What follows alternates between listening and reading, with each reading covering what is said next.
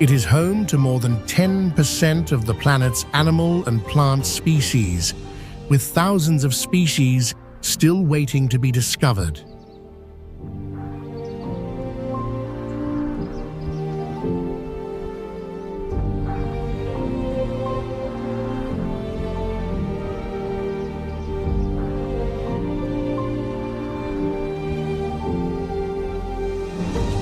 The Amazon is also known as the lungs of the Earth because it produces about 20% of the planet's oxygen.